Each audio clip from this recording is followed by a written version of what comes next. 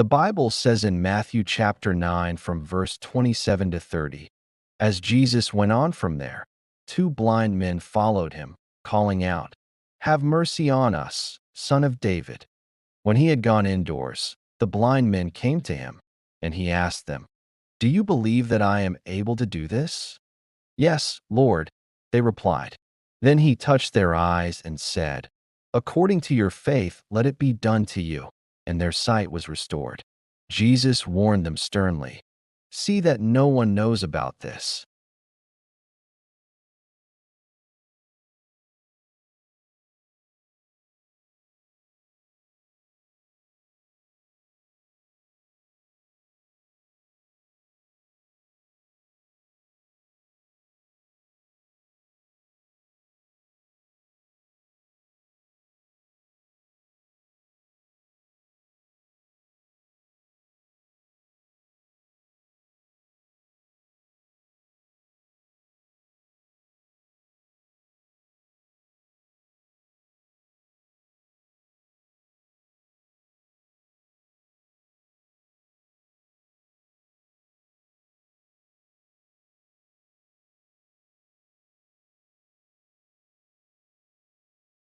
Jesus was moving from one miracle to another. He had just healed a woman who touched the hem of his garment. He had just raised a ruler's daughter from the dead. Crowds were buzzing, following him, whispering about him. And then, two blind men began to follow him. Think about that. They couldn't see him, but they followed him.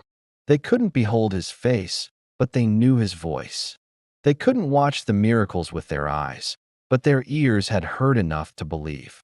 They called him Son of David, a title loaded with meaning. It was a messianic declaration, an acknowledgement that he was the promised king, blind in sight, yet sharp in spiritual insight. Their cry wasn't casual, it was urgent, it was desperate, it was faith-filled. And when they reached the place where Jesus paused, he turned and asked the most piercing question, "Do you believe that I am able to do this?" Key lesson number 1. Faith follows even in darkness. These blind men walked in darkness, yet they followed. Faith doesn't always have the luxury of sight. Sometimes you don't know where the next step will land, but you move anyway. Faith says, "I may not see it yet, but I believe He is leading me." Maybe right now, you don't see the healing, you don't see the breakthrough, you don't see the answered prayer. But will you keep following Him, even in the dark? The miracle began not when their eyes opened, but when their feet obeyed. Key lesson number 2. Desperation breaks barriers. They cried out, "Have mercy on us, Son of David." That cry was raw. It was bold. It was unfiltered. And the beauty of desperation is this: it silences pride. It ignores critics. It breaks through resistance. Sometimes the loudest prayer is the simplest. "Lord, have mercy." You don't need eloquence. You need authenticity. God isn't impressed by fancy words. He is moved by sincere hearts. When was the last time you prayed from a place of desperation? Not a rehearsed prayer, but a cry of your soul? Key lesson number 3, the question of faith. Jesus asked, "Do you believe that I am able to do this?" Notice, he didn't ask, "Do you believe I will?" but "Do you believe I can?" That's the question we all face.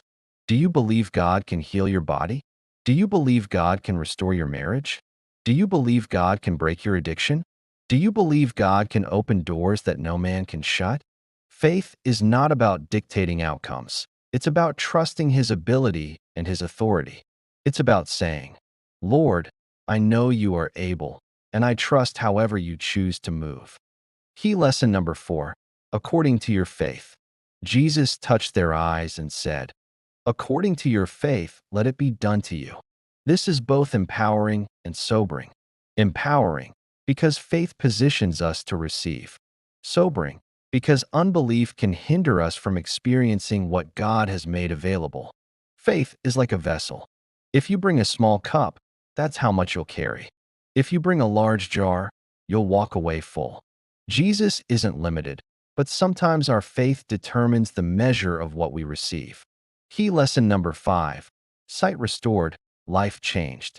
and instantly, their sight was restored. Imagine the first thing they saw: light flooding in, colors bursting before their eyes, the face of Jesus standing over them. Friend, Jesus still opens blind eyes. Sometimes it's physical blindness. Other times, it's spiritual blindness. He opens the eyes of those blinded by shame, by sin, by doubt, by lies. He still speaks the same words. According to your faith, let it be done to you. Here's a lesson to put in action. Follow Jesus even in your dark seasons. Faith doesn't wait for perfect clarity. It moves forward in trust. Pray desperate prayers. Sometimes the most powerful prayer is, Lord, have mercy on me. Answer Jesus' question honestly. Take time this week to reflect. Do I believe He is able to do this? Stretch your faith. Don't come with a small cup. Bring a big jar. Believe for more. If this message spoke to you, type, Jesus, I believe you are able. Help me to come boldly that I may obtain mercy. But if these words are just another story, type, Lord, help my unbelief. In the comments,